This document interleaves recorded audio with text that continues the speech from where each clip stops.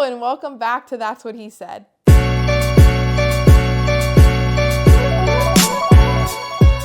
This week, I want to talk about one of my dad's favorite quotes, one of which is behind him on his whiteboard when, if you've watched the podcast with him, it is literally like a little bit up and to the left on his whiteboard. And it's one that has been challenging me a lot. So hopefully, as you know, we go into another new month of 2025, we're now about to be in our third month already. Can you believe it?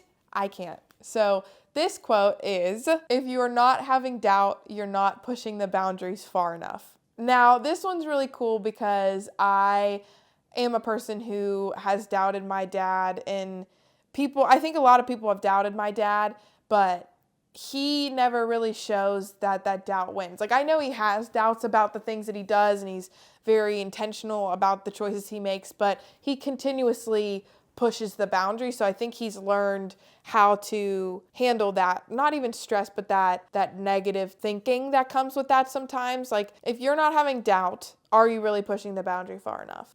Now, I think this one's really cool, and why I picked it for this week in particular is because my dad just came back from Florida with this new curriculum that we're going to be talking about soon, and hopefully you guys are going to get to experience soon, so we're continuing to, push the boundaries. And I think when he first told me, and I thought it was kind of a scam, like I remember just being like, is this a real thing? Like, I don't know about this. Obviously, like, I'm a little more apprehensive than him. He is definitely very good at pushing the boundary because he's a good risk taker. And that's something to note that, if you're not as much like a risk taker, you might have doubt more easily. And that doesn't diminish your boundaries or your successes or your, abilities at all. But he went to Florida and came back with this new curriculum, and I'm going to be the first person he trains anybody on it. And that's like the coolest thing ever, because what an honor to be trained in something I thought was a scam. And then the more he told me about it, the more I was like, oh, like, this is good. This is good stuff.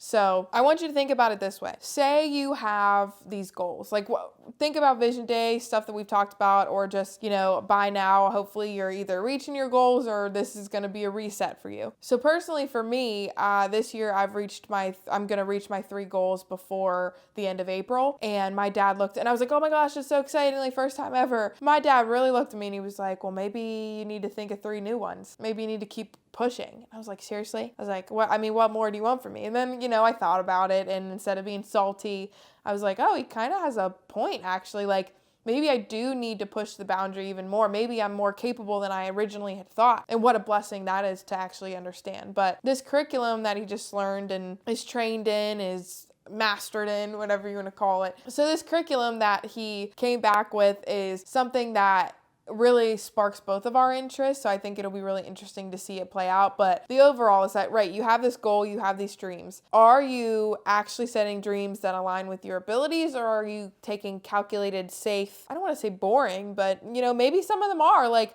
a little bit boring. And I'm not saying that like all your goals have to be like crazy, amazing, like full of doubt, like, those kinds of things. I'm not saying that, but some of your goals should really push you to have to question your ability and then to prove those negative thoughts wrong.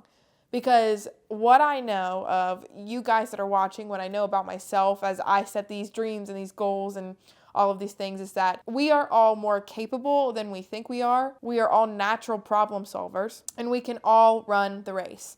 We can continue to set these goals. And if you fell short, if you're in these first 2 months of 2025 and you're like, man, I've fallen short, like, I just don't think I can do it. Use that, harness that energy for this good that you're about to do, because you're on the precipice of a breakthrough. And I say this as somebody who has been in those shoes, and now that I'm actually at a point where I feel like, okay, like, I could dream a little more. I could set better goals, like, that could, push me to be a little bit uncomfortable, like, be comfortably uncomfortable. If you're not comfortably uncomfortable, get there. Because let me tell you, you're hiding your ability, and that is hurting the people that you could be helping. And I know that because I've lived it. Like, my dad is that example through and through. Everything that he has done is risky. And it was, of course, again, it was intentional, but in a sense, it kind of wasn't. Like, at first, he had to take those risks. He had to push past, he had to seek discomfort. He had to push past all of those feelings of inadequacy, that feeling of, am I doing the right thing? Because he knew he was. So instead of making those excuses that we like to do, that I like to do, that I'm sure you've done before, that he has done at times even, continue to push. Don't use those as a period of the sentence. Use it as a comma and continue. You have all of these words to go. You have all of this purpose left in you. And as long as there is breath in your lungs, there are boundaries to push. There are dreams to chase. There are goals to reach. So continue to keep pushing towards those things, because if you're not having doubt, you're not pushing the boundary far enough.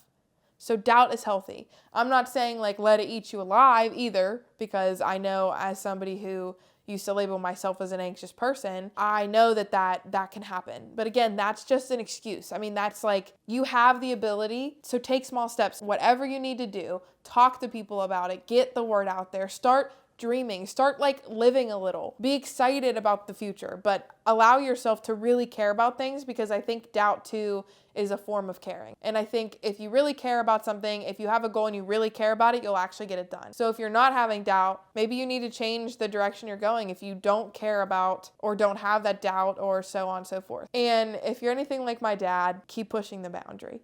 Keep making the world a better place, because you're dreaming, you're setting those goals, and you're reaching them.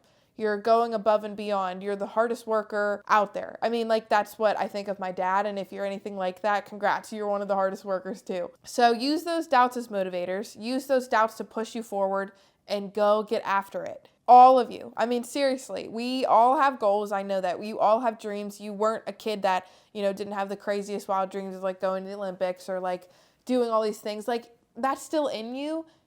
And like when my dad reaches a goal, it's like literally watching a little kid. And it's the most exciting thing for me too, because not only is he pushing the boundary further and being more successful and doing the things that he wants to do, but he's raised kids, and he's raising a culture of people who continuously know that they can push the boundary too. So not only is this for you and for your own life, but it is like oxygen for the people around you.